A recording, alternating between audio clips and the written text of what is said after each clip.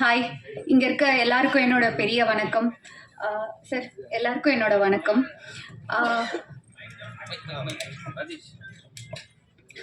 First of all, நான் இங்கே ஸ்க்ரீனில் நல்லா தெரிகிறேன்னா நான் ஒரு 50% நடிச்சிருப்பேன். பாக்கி 50 என்னோட டெக்னீஷியன்ஸ் எல்லாரும் சேர்ந்து ஒரு டீம் ஒர்க்காக தான் நீங்கள் பார்ப்பீங்க.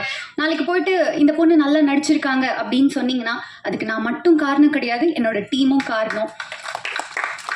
ஸோ என்னோட director sir, cameraman sir, technicians, productions எல்லாருக்கும் மிகப்பெரிய நன்றி. முக்கியமாக இதுக்கு காரணமாக இருந்த ப்ரொடக்ஷன் சார், ப்ரொடியூசருக்கு ரொம்ப ரொம்ப பெரிய நன்றி.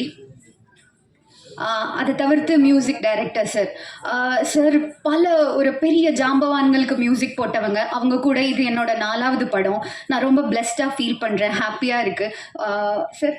ரொம்ப நன்றி சார்.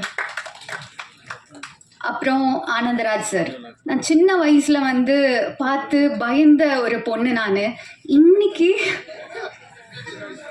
ஆமாம், ஆனால் நான் குட்டியாக எனக்கு ஞாபகம் இருக்குது, பாஷாலாம் பார்க்கும்போது ஒரு சினிமா கனவோட பார்த்த ஒரு பொண்ணு நான். இன்னைக்கு அவங்க கூட நான் ஸ்க்ரீனை ஷேர் பண்ணுறேன்றது எனக்கு ஒரு மிகப்பெரிய பாக்கியம். பாண்டியில் எங்கேருந்தோ பாண்டியிலேருந்து வந்துட்டு இவ்வளோ எஸ்டாப்ளிஷ் ஆயிருக்காங்க. அதே மாதிரி நானும் பாண்டியிலேருந்து வந்தவன். பாண்டிச்சேரியிலேருந்து வந்த பொண்ணு இன்னைக்கு அவங்க கூட நடிச்சிருக்கேன். கூடிய சீக்கிரம் நானும் உங்கள் எல்லாரோட பிளெஸ்ஸிங்லேயும் இந்த இடத்த பிடிப்பேன்னு நான் நம்புகிறேன்.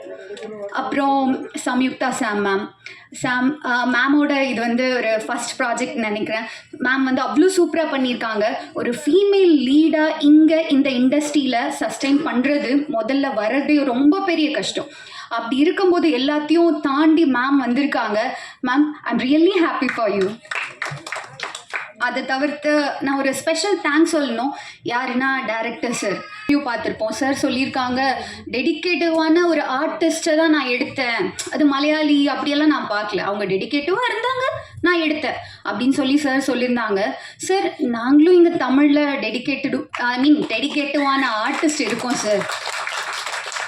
ஏன்னா தெரியல சார், நானும் ஒரு 4 படங்கள் பண்ணியிருக்கேன் சார். அதில் காந்தி கண்ணாடி, அர்ச்சனா அம்மாவுக்கு டீனேஜாக பண்ணியிருப்பேன். முக்கியமாக பார்த்திங்கன்னா அது ஒரு கிராமத்து சப்ஜெக்ட், அதில் நான் பண்ணியிருப்பேன்.